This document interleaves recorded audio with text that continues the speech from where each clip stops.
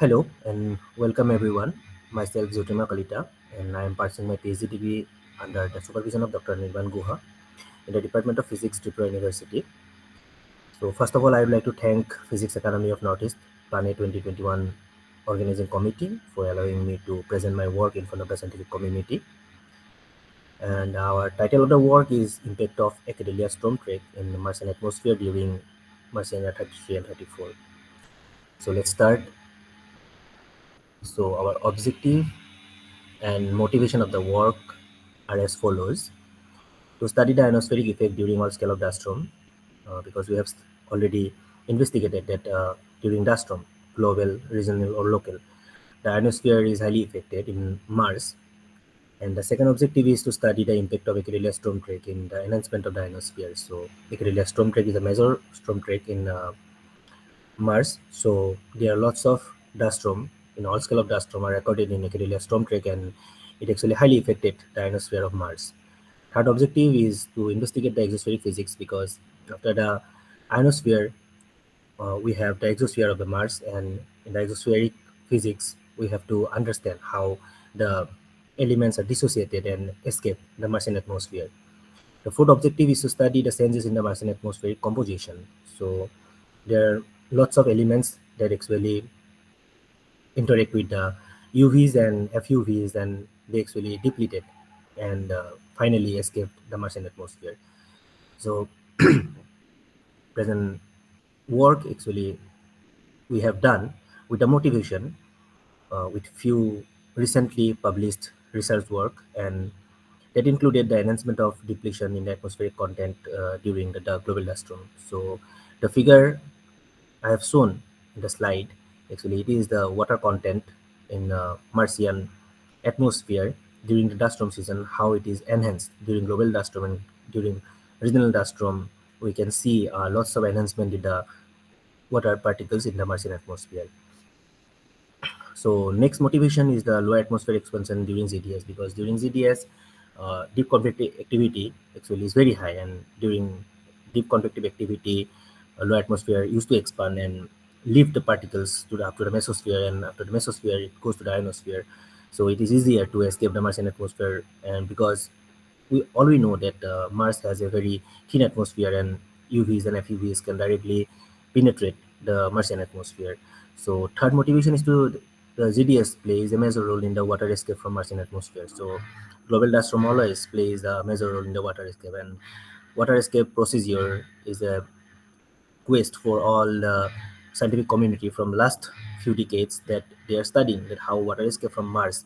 Actually, Mars was considered as like as Earth a few millions years back. So the scientific community are studying about the water escape from Martian atmosphere, and they already concluded in a few literature that already recently published that ZDS, that is global dust storm, plays a major role in the water escape process from Mars.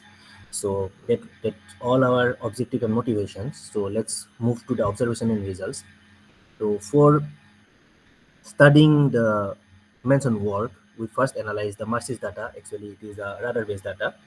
So Marsis sounder data shows an oblique echo during the regional dust storm during October 2014, and we have seen in MCC, that is Mars Color Camera, then Marcy, that few global dust storm actually recorded in Marcy, but in MCC, that is Mars Color Camera, observed a regional scale dust storm during October 2014, and during that period, we can see some oblique echoes. Basically, the neutral atmosphere doesn't give any oblique echoes in Marcy sounder data, but for enhancement of the atmosphere, always indicate an oblique echo in the sounder data. So we may clearly see an oblique echo in the figure. So next we have studied the MAP and IVS data. Actually, we have used model, that is some IPH forwarded model, that is IPH is interplanetary hydrogen profile, and we have just compare our results that to see the density along with the altitude, and we have plotted it, and from 500 to 3500 kilometer we can see very high density of hydrogen, that is actually we have analyzed through Maven IVS data, and we included the Zenescape process, and those formulas are used to plot the data in figure 2. In figure 3, we have seen the Maven IUVS hard disk corona data, and from that we can see that the lemon alpha intensity varies from 12.5 to 14.5 kilorelins, along with the maximum in pole and minimum over the equator. So we may say that towards the pole, if dust storm happen, then water escape is highly enhanced. Then, if we continue our observation and results, then we have plotted the Maven IOVS data, that is intensity data, Lemon alpha intensity data, because Lemon alpha is a very useful technique to study the hydrogen in the exosphere of Mars. So we have plotted the data for 2015, and at the starting of 2015, we may see a high value of water escape because it's showing the intensity is almost 15 kilorelins, and because it is a dust storm season, like solar longitude is around 270 to 300 like that. So during that period, we may easily see that lemon alpha line intensity is high and water is escaping just because of dust storm. So all the observation and result through IUVS, MARCI, and then Marcies, we have concluded that during the dust storm season, ionosphere density varies from 1.8 to 10 to the power 6 centimeter per cube to 5 10 to the power 6 centimeter per cube, and it is very high, like respective to non-dust storm season, because in non-dust storm season we may find only the dust variability is from only 1.3 to 9 10 to the power 5 centimeter per cube, and it always like indicate that during the storm season we have the lots of elements that actually escaping the Martian atmosphere just because of interacting with UV and FUV.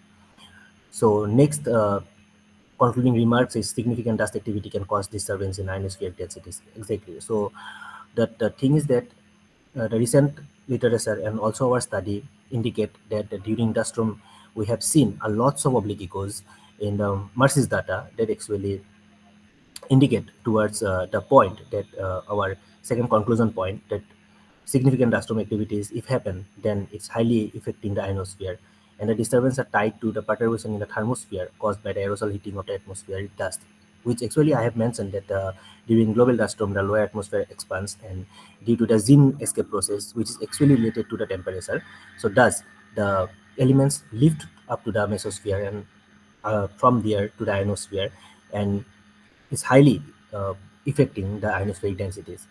The fourth conclusion is the expansion of the atmospheric during dust storm and the solar wind electron perturbation are considerable plausible mechanism for explaining the observation and our results. So the thing is that when the atmosphere expands, then generally it's due to the temperature. So with the temperature, the atmosphere become highly vulnerable, and then all the elements are able to go to up to a considerable height where they can interact with UV and FUV.